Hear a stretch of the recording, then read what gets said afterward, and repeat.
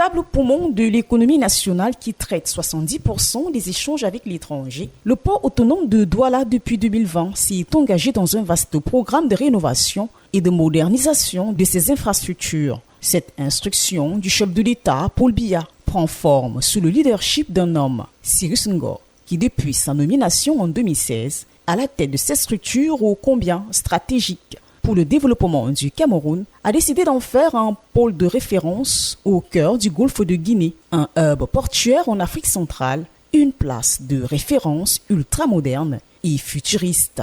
Originaire de Messamena dans le Oignon, région de l'Est Cameroun, il voit le jour le 28 octobre 1966 à Garoua, dans le nord du Cameroun. Leader estudiantin à l'université de Yaoundé 1, il est diplômé de l'École supérieure d'administration et de magistrature, promotion 1998, et détenteur d'un MBA obtenu en 2004 à l'Université du Québec à Montréal. Souvent présenté comme le chantre du retour à la souveraineté nationale en matière de management, Cyrus Ngor prend les rênes du PAD après le décès le 25 juillet 2016 d'Emmanuel Itundi Oyuno à Paris. La décision prise lors d'un conseil d'administration de cette entreprise est entérinée par un décret du président Paul Biya au nouveau capitaine du PAD et a signé une feuille de route ambitieuse, à savoir rénover, moderniser et développer le port de Douala-Bonabéry afin de le hisser au niveau des standards internationaux et des exigences reconnues dans le secteur portuaire.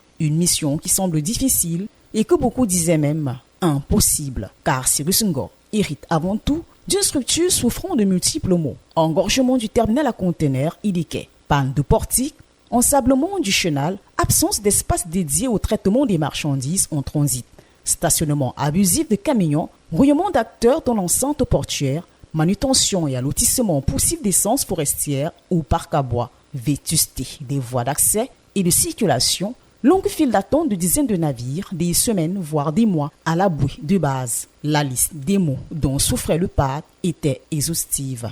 Mais c'était sans oublier que cet administrateur civil principal, réputé discret et réservé, est avant tout un leader inspirant, visionnaire et téméraire qui ne redoute pas les obstacles et les adversités.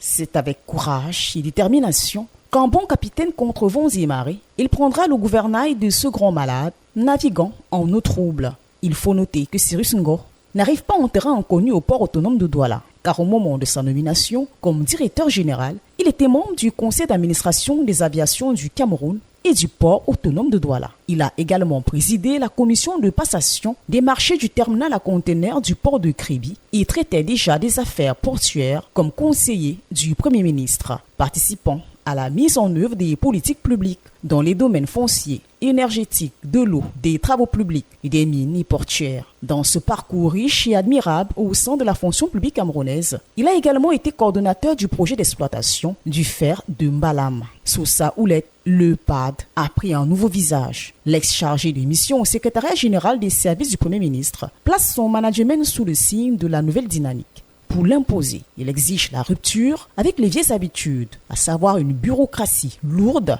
des réseaux mafieux de corruption qui avaient fini par donner à la principale plateforme du commerce extérieur du Cameroun la réputation d'être une entreprise compliquée et complexe. Son style de management fait de consultation, d'écoute, de sensibilisation, de partage de connaissances, de pédagogie, de patience et d'abnégation, met en avant une véritable culture de la transparence via une communication partagée qui doit permettre à tous les maillons de la chaîne, et ceux du sommet à la base, de prendre conscience de la valeur potentielle de chaque projet. Sous sa direction, un véritable processus de normalisation de toutes les activités du port autonome de Douala est lancé. Des travaux de rénovation, de modernisation et de développement des infrastructures et superstructures sont engagées. De nombreuses réformes structurelles sont menées, parmi elles la simplification de la nomenclature tarifaire, la dématérialisation des procédures et des formalités liées au traitement des navires et des marchandises, la normalisation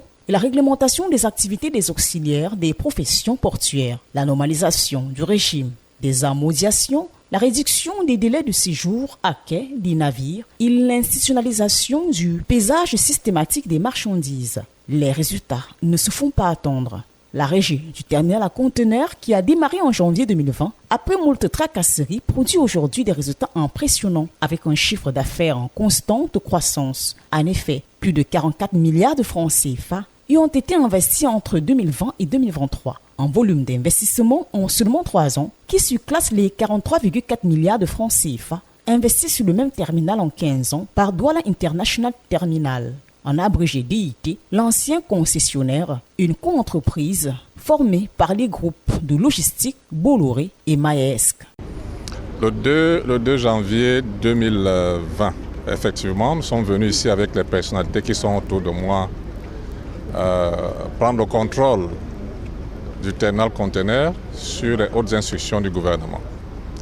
5 ans après, nous sommes revenus, les mêmes personnes. Je vous cite le directeur général des douanes qui est avec moi. Je vous cite le directeur général du Conseil national des chargeurs. Je vous cite le président du groupement des aconniers. Je vous cite le président de l'Union des consignataires et bien d'autres qui sont venus 5 ans après constater l'évolution. Et nous avons eu la satisfaction de constater, avec la présentation qui a été faite par le directeur général de la RTC, que les espoirs que nous avons mis dans cette installation ont été remplis et atteints.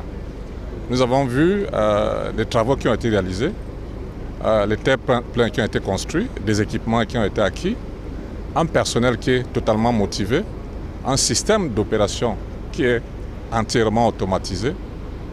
On peut aujourd'hui dire que nous avons rempli l'objectif que le gouvernement nous a assigné.